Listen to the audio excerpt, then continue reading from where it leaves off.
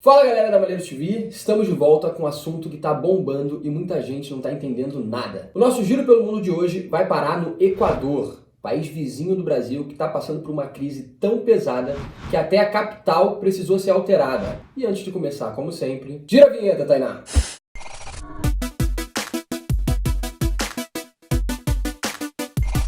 Bom, vamos dar um contexto na situação. Enquanto os anos 90 e o início dos anos 2000 viram um povo equatoriano ir às ruas para protestar até derrubar um presidente, o mesmo país passou por umas mudanças na postura econômica e conseguiu melhorar as suas contas com uma proposta meio doida. Eles dolarizaram a economia. Isso mesmo. Eles assumiram o dólar como moeda. Só que esse modelo já não está mais funcionando como antes. E esse é o caminho para você entender os motivos do conflito. Bom, vamos começar do começo. O Equador conseguiu um certo equilíbrio econômico quando assumiu o dólar. Essas mudanças bruscas na moeda, tipo, o dólar subiu, o dólar desceu, essas mudanças impactam direto a economia. E isso não acontece mais lá. Ou seja, os consumidores, os produtores, eles podem programar melhor os custos. Calma, mas muita calma, porque você deve estar falando, mas isso é solução, então vamos dolarizar a economia do Brasil. Não é tão simples assim. Assumir o dólar como moeda deixa os produtos do país muito caro e esse país não vai conseguir competir no mercado internacional. Ainda mais nós, que somos vendedores de uma série de produtos lá fora. Bom, mas vamos voltar para o Equador. Com a crise mundial de 2014, a queda do preço do petróleo e de alguns minérios, a economia do Equador começou a apresentar índices piores. Não diferentes do Brasil e de vários outros países. Naquela época, cada país começou a viver a sua crise. Vem cruzamento! Gol da Alemanha! O aumento da dívida externa e o menor poder de investimento do Estado levaram o presidente Lenín Moreno a adotar novas estratégias para a economia. Moreno pediu empréstimos ao FMI, se aproximou do governo Trump, se afastou de antigos apoiadores políticos, inclusive do ex-presidente do Equador, o Rafael Correa, que tinha apoiado ele na eleição. E ele prometeu mudanças para recuperar a economia do país. Entre os acordos feitos com a FMI no dia 21 de fevereiro estava o de redução dos gastos públicos, uma coisa bem normal nessas negociações de empréstimo, né? Pois bem, o governo precisava decidir de onde ele iria cortar esses custos e aumentar a arrecadação do dinheiro. E aí que começa a treta.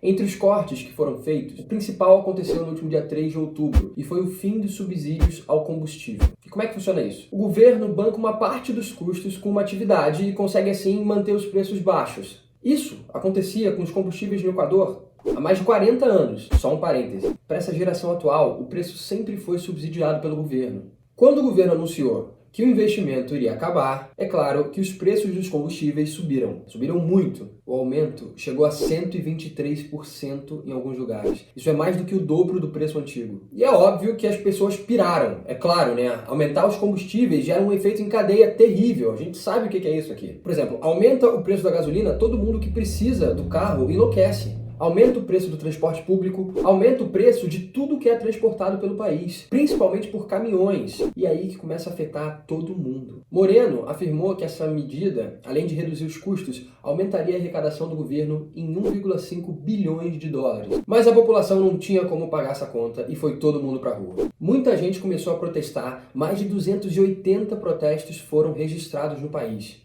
Os casos de violência e prisões começaram a aumentar, e aí veio o pior momento de todos, quando o presidente decretou estado de exceção. Opa, o que é isso, malheiros? Estado de exceção é um momento temporário em que o presidente passa a ter muito mais poder. Ele não precisa passar as decisões por outras esferas do governo e pode tomar medidas que não são normalmente permitidas, por exemplo, toque de recolher, o uso de militares para controlar manifestações populares, enfim.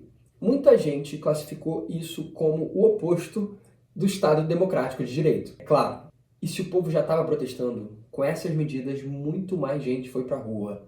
Só que agora, pedindo a queda do presidente e a realização de novas eleições. Ou seja, o clima que já estava ruim para o lado do Moreno ficou pior. Os grupos que ainda não estavam protestando começaram a se organizar. Enormes greves estão sendo esperadas e já aconteceram. E uma grande organização indígena, a CONAIE, já fechou algumas estradas e está mobilizando mais de 20 mil indígenas para protestar. Confronto entre militares, policiais e manifestantes, paralisação da produção de alguns poços de petróleo, estradas fechadas, desconfiança internacional, falta de alimentos e outros produtos em alguns lugares do Equador. É tanta coisa ruim que o pessoal achou que não podia piorar. Errou! Lê do engano, meu jovem. Na segunda-feira, dia 7 de outubro, o governo anunciou a mudança da capital. Imagina, o caos está tão grande que você vê o presidente ter que sair da capital e ir para outra cidade. Quito foi substituída por Guayaquil. O estado de exceção está programado para durar 60 dias, com a possibilidade de prorrogar por mais 30. Em meio a isso, vários protestos, greves e até agora mais de 500 presos.